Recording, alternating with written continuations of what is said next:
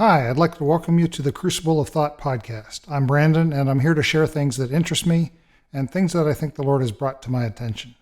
This is episode number 109, and it's titled The Fruit of Hell. Over the years, I've learned how my mind processes new data, and I've found that I'm a combination of an early adopter and a late adopter. Specifically, I tend to be slow to actually accept that I've changed my mind, but I'm very quick to synthesize and incorporate new information into my mental map of a topic. So I quickly see what may need to change, but I'll take months or longer to actually come around to fully accepting that I've changed. This blog and podcast have always been about my journey, not about anything absolute. I fully recognize that things I wrote just a year or two ago no longer reflect the specifics of my thinking about various topics. This doesn't bother me particularly because I'll readily admit that I'm on a journey of discovery and rethinking my faith from top to bottom. Part of that journey lately has been thinking about life after death, because when you're raised evangelical, and specifically in the Calvinist thread like I was, what one believes is in many ways the most important determinant of one's eternal destiny. So when you start messing around with theology, most evangelicals implicitly understand that their salvation is at risk. Now, I say that somewhat tongue-in-cheek because these days I don't really believe it to be true, but it certainly is how things were framed in my experience. We were taught, or at least inherited, the idea that if we were not very certain of our faith, it's probably a sign that we're not truly saved and will probably end up in hell. Given the way that evangelicalism, and especially Reformed theology, interprets the scriptures about salvation, this is quite understandable. We prefer to throw away, or at least explain away, the scriptures in James 2, verses 14 through 26, that insist that faith alone is not enough to be fully alive in Christ. Instead, it's all about sola fide, justification by faith alone. And if you believe in sola fide, it's no big stretch to assert that you have to have the right kind of faith in all particulars to be justified. Because, of course, if you believe in something antichrist, well, how could Christ justify us for our sins based on that false belief? Recently, I've been thinking a lot about a few topics, and I've suddenly begun to see that they're all interconnected. Specifically, the doctrine of hell and of heaven, fear as a foundational feature in certain doctrines, how churches control people, our modern and non-biblical assumptions about church structure, and finally, assessing doctrines based on their fruit. So let's dive into each of those. Regarding the doctrine of hell, I've written an extensive set of articles about its foundation and its origins, and its scriptural support, or more precisely, its lack of support. My writing and video recording presented three options and explained why I was coming down on the side of one of them. Now, I don't want to rehash those discussions here, but suffice it to say that after continuing to muse on this topic for many months, I've been increasingly settled in saying with some confidence that I no longer believe that the doctrine of eternal conscious torment is correct and biblical. In fact, more pointedly, I believe that the doctrine of hell is demonic. But fully explaining that belief will require understanding the connection with all the other topics. Regarding fear as a foundational feature, it should be easy to see how this is connected with hell. If the consequences of misbehavior of any kind, or misbelief too, is hell, then there's a really strong incentive to stay in line, doing and believing the right things with alacrity and diligence. Now, quite a few Christians believe that's a good thing. It keeps weak-minded or weak-willed people in line, and, if you believe in hell, keeps them in the kingdom and prevents them from being lost to heaven forever. Well, I disagree, but again, this is part of a whole, and I'll get to that disagreement soon. Regarding control, it should be obvious how the previous two issues tie together. If you're trying to corral a large group of people and keep them working well together, dissension is rather deadly. And if you can scare them into behaving for the betterment of your organization with a doctrine based on fear, especially the deep fear of eternal death and torture in hell, well, how much the better for controlling your church. In that sense, the doctrine of hell is an incredibly powerful tool for the church leader. But like the One Ring, Any incredibly powerful tool is intoxicatingly dangerous and sets up the user of that tool for abusing the tool. As the English historian Lord Acton observed in 1887, power tends to corrupt, and absolute power corrupts absolutely. The doctrine of hell is, in my view, absolute power. It places the one wielding the interpretation of the Bible as literally more important than God themselves, because disputing that interpretation puts you outside the bounds of faith and thus headed straight to hell. And your own personal relationship with God is immediately less important than what the leader wielding the tool of hell tells you is the truth. Thus, in some practical sense, hell is more important, more powerful than God. But this tool, or more precisely, the value of this tool, is a direct consequence of our modern assumptions about church structure. The assumption that a church should be large, and the assumption that one person or even a few persons should be directly in charge of a large number of other humans, even for their supposed benefit, is a post-biblical assumption. It's not that there's anything inherently wrong with a large group of people with common interests and beliefs joining together, but if you look at the actions of modern churches, I'd argue that the majority of them focus a large fraction of their energy and their budget on becoming and staying large. Now, we could talk about the many unhealthy reasons for that, like the influence of large salaries on megachurch leaders, or the intoxicating sense of thousands of people looking at you for leadership, or the pride of apparently doing so much for Jesus and the kingdom, but that's another day's discussion. But large churches inherently violate a lot of the principles we find in the scriptures, like the importance of close, intimate relationships around a communion table from 1 Corinthians 11:17 through 33.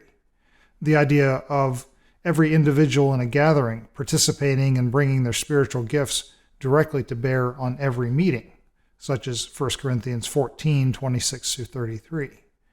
Like the idea of righteous leadership being related directly to humble serving instead of lording it over one another, from Jesus' words in Matthew 20, verse 25 through 27. These things are all impossible in a megachurch setting where a select and well-paid few participants serve and lead a large group of observers.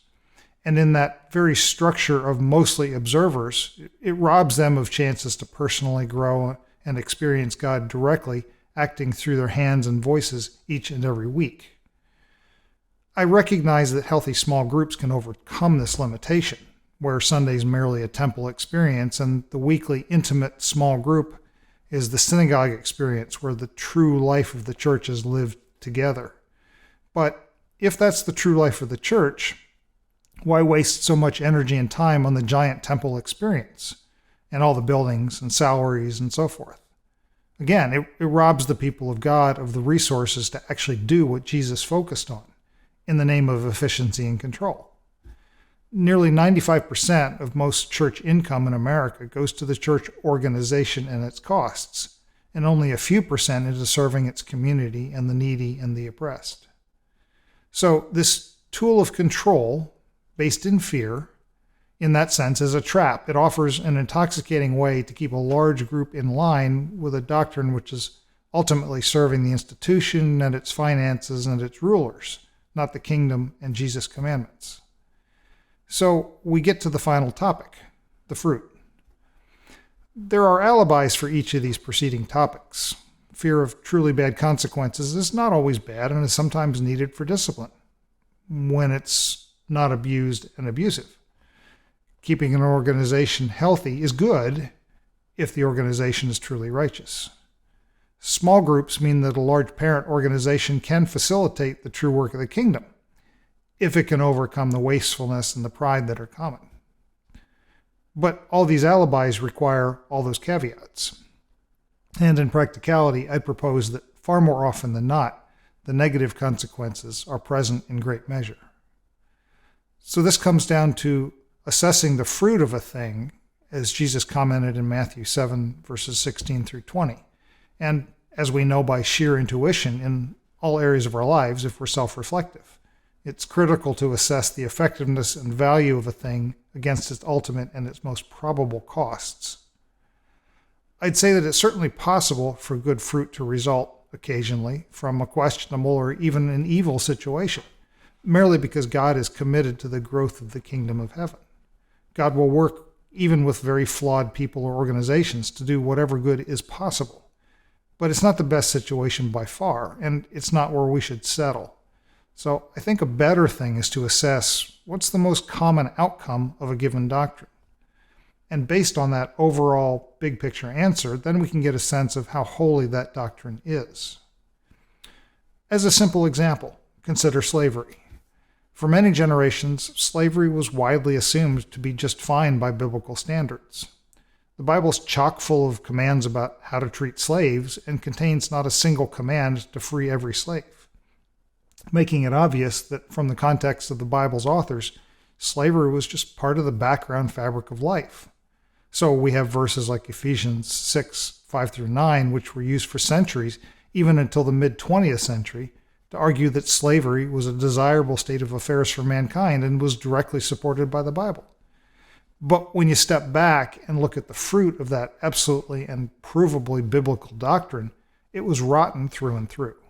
There's no way one can honestly look at slavery, if one is not benefiting from it at least, and not realize that God is not fine with it, and that its fruit is oppression and torture and fear and hatred and division and greed and broken families and so many more bad things beyond naming. The argument is often made that, okay, the misuse of a doctrine isn't necessarily proof of its badness. This was often said with regard to slavery, that a righteous slave owner lifted up and fed and housed his slaves and made their lives infinitely better than they would have been otherwise. But look, this is a poverty. It denies fundamental personhood and the imago Dei and a basic right to freedom for each human. And a doctrine that regularly produces bad fruit should be very suspect. And looking honestly at slavery made it quite clear that the 99th percentile answer was slavery produces very, very bad fruit in nearly every observable situation.